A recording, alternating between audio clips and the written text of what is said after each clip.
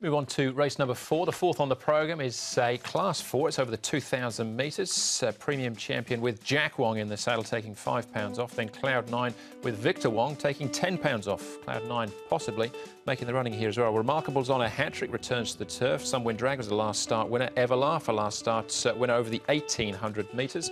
We've got Audacity, was a course and distance winner 2 starts back. You Have My Word, won at any odds last time, first up, and then Proud Sky was actually last behind Good Days on his last start.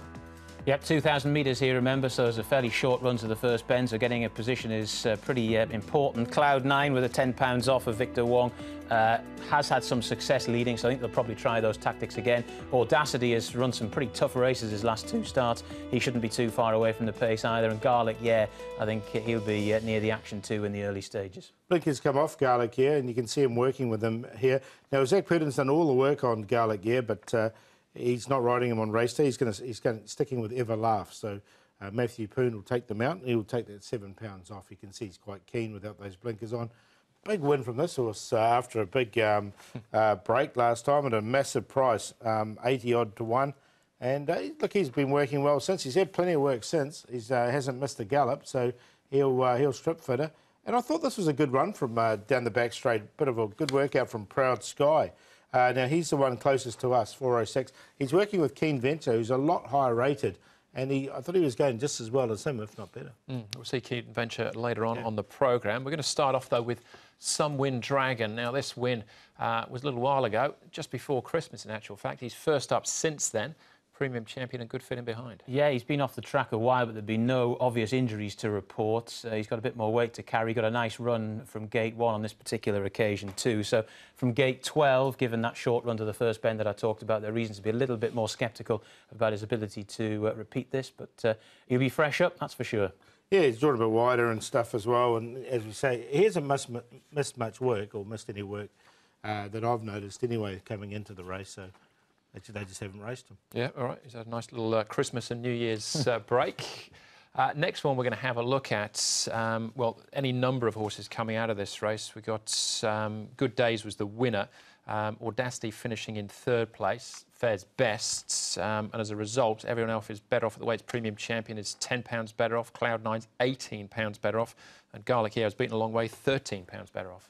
Yeah, the thing with Cloud 9 is because he gets that £10 claim, so he does come in quite nicely, but he has got this habit of missing the start, Cloud 9. So I'm a little bit worried about him, especially with the new young apprentice on. Probably doesn't know the horse that well. Audacity's been in good form recently, and Joe Moreira will take them out from 2, so he'll definitely have his... We didn't see as well in that... Sorry, Paul, we didn't see in that VT either. Just before we rolled it, Audacity made a bit of a mid-race move as well to try and get to the front. He's boxed on very well. He's had 2 very rough passages, the last 2, and from gate 2 this time round, I think he'll go much more kinder. All right, OK. That is Audacity, 5:30, second favourite at the moment, behind Remarkable, who'll be ridden by Matthew Chadwick. Matthew, you take the ride on Remarkable in race 4. Does he strike you as a progressive horse, this one? Well, he's definitely been progressing in his runs.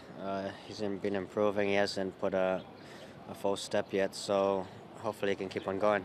A couple of questions for you. Firstly, the distance, 2,000 metres, any concerns?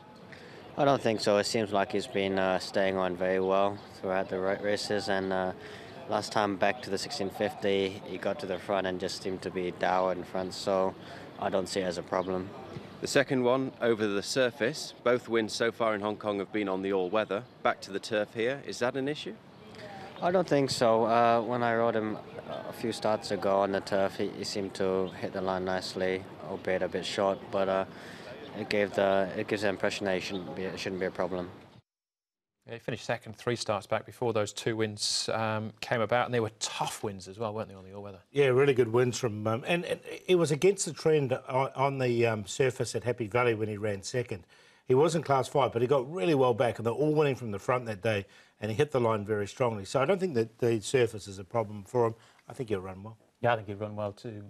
Obviously, the handicap has had his say, but I think he's still progressive, and he'll be there or thereabouts. All right, he's our favourite, 4:20 at the moment. You Have My Word. Caught a few people out with this one. Been off the track from March last year. It was best part of a year. He bobs up here at $82. Was it a fluke? It might have been. It's very, very difficult to assess. He wasn't completely out of the market. I mean, he was 80 odd to 1, but I mean, you do see horses with no form running around at 250 to 1 and stuff like that. So obviously 1 or 2 had thought about backing him. I just think, given his history and his problems, I think he's an obvious bounce candidate on the Sunday afternoon. I might be wrong, and sometimes you can get the bounce factor all wrong, but I think he's going to struggle to repeat that second up. Yeah, I left him out. I was just a little bit worried whether he can repeat it. Now, he is well bred. He's a half to Luca Valentino, who ran really well up here, and he's a group horse in Australia, obviously. So he's got that on the side, but I didn't put him in. All right, up from the 1600 to the 2000 as well. So who is in? I'm going to put Ever Laugh in. I just thought it was a really strong win from him last time. And being by Savabeel, the distance is really going to suit this horse. Zach Purdon stuck with him over Garlic Year. And from barrier 3, he should get a really nice run in transit. That's the word I'm looking for. So I've got him to beat Remarkable. I think he'll run well again. Chaponce is at a winning rating. He had won off this rating before. And that bit of track work, I liked it from Proud Sky. He's at a big price. Threw him in for 4th. 7, 4, 9 and 13.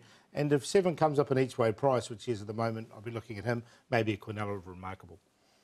I'm going to give Audacity a chance, bottom of class, £420. Joe Moreira riding in from gate 2. He's had 2 very tough runs his last 2 races. He's won one of them. He finished 3rd there at Happy Valley. Of course, King Bountiful was in that VT that we saw, and he ran an amazing race the other night too. So the form's working out okay. I think he'll get a lovely run this time, and I think he's going to be, quite tough to beat. Remarkable is obviously in very good form at the moment. Ever Laugh for all the reasons that Paul said, and Premium Champion has all his best efforts, or just about all his best efforts in Hong Kong, have come at the 2,000 metres at Sha Tin. He let me down big time last time at the Valley. I'm going to give him another chance and sneak him in. 11, 4, 7 and 1. All right, I think Remarkably very hard to hold out there in the 4th, but Cloud9 as well, good ride, another good ride for Victor Wong there for Tony Millard if he finds at the front. 4 races down, that was the first leg of the TT as well. Quick break, then we're back with the first leg of the 6 Up.